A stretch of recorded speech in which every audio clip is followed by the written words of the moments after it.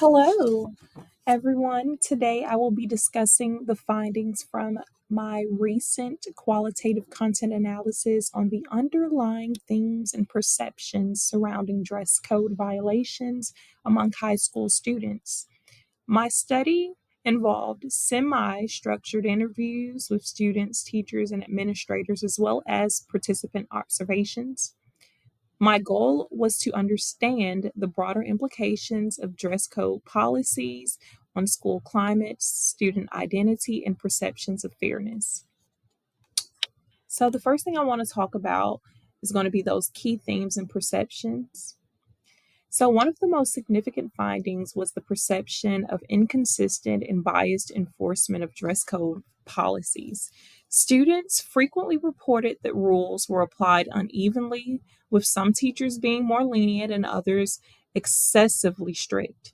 This inconsistency led to a widespread sense of unfairness and mistrust among students. Female students and students of color felt particularly targeted, echoing the research by Sanchez, Yosimer, and Hill on policy enforcement variability in schools. Next, we're going to talk about the impact on identity and self expression. Another critical theme was the impact of dress codes on students' sense of identity and self expression. Many students expressed that dress codes restricted their ability to showcase their personal style and cultural heritage. The suppression of self expression not only frustrated students but also caused emotional distress. Studies from Palmer Lawrence 2007 and Whitman support our findings and highlight how restrictive dress codes can enforce conformity and limit individuality. Our data also reflected broader social and cultural norms, particularly regarding gender and racial biases. Female students and students of color felt that dress codes often reinforce societal stereotypes and discriminated against them. Negative school climates go on to show that the enforcement of dress codes also seem a contributing to this negative climate. Students who felt unfairly targeted by dress code policies reported feelings of resentment and disengagement. Studies also show where restrictive policies undermine efforts to create a supportive and inclusive school environment. Suggestions for improvement include thoughtful suggestions, calling for more inclusive and flexible rules that reflect cultural differences and allow for greater self expression. Additionally, emphasizing the need for consistent enforcement to avoid perception of bias. Including students in policy making process could also ensure the dress codes better reflect their needs and perspectives. In addition, pertaining to the participant observations, they complemented with the interviews that were conducted, where several students and teachers and administrators gave their views. For example, during a school assembly on dress code policies, we observed mixed reactions from students. Many seemed disinterested and disengaged or frustrated, indicating a disconnect between administrative intentions and student perceptions. Observations in the cafeteria revealed that dress code enforcement was inconsistent, with female and minority students being cited more often. An after school club meeting further highlighted student frustrations and their desire for more equitable policies. In conclusion, our findings underscore the need for revising dress code policies to make them more equitable and inclusive. The data reveals significant themes of perceived unfairness, limitations on self expression, gender and racial biases, and negative impacts on school climate and student engagement. Addressing these issues requires consistent, unbiased enforcement and active involvement of students in policy development. By creating dress code policies that respect and reflect the diverse identities of students, we can foster a more positive and inclusive school environment. Thank you all for your attention, and I hope these insights will contribute to a meaningful discussion and actions toward dress code policies in our schools in the future.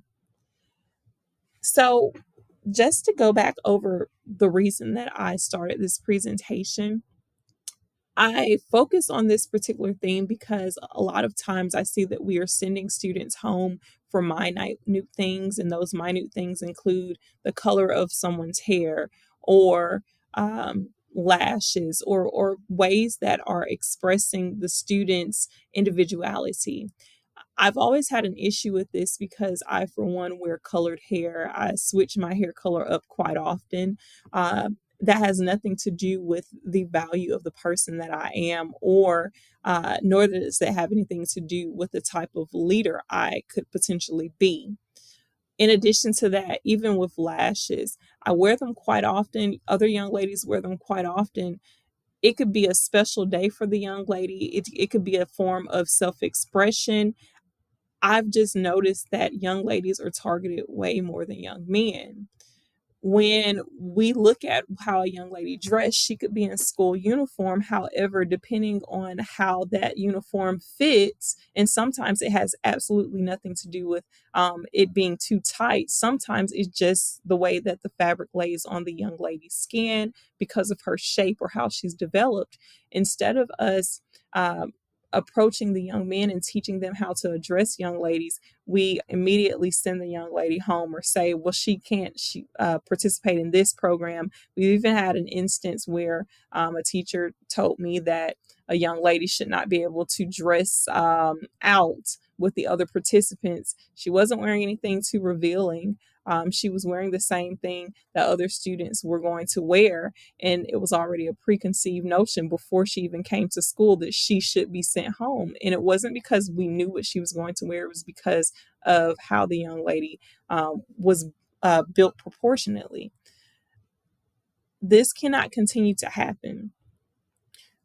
In addition to that, we have very many instances where students who are not as outspoken, that are typically not African American, they are allowed to have more um, allowances as far as what they can get away with for uniform purposes. And though I'm all for awarding students who have good behavior, when we blame it on race, or when we say, oh well, we let's accept more of this particular type of student into our school, and it's strictly off of race instead of it being off of the character of the student, that's where I began to have an issue. We have so many instances that I can recall on where students just aren't being treated fairly. Now, don't get me wrong, if it has something to do with safety issues or if it has something to do with protecting students, then I'm all for it. However, the color of a young lady's hair, if she decides to have her hair a specific way to showcase who she is, that's not an issue. And the same thing with young men. Now, if it is a distraction to learning, that's a completely different conversation. But just to say some of these rules that are in place are more so outdated, and they don't actually determine the character of a person. They don't determine the outcome of a person or who the person is. I think it's time out for us having these outdated rules.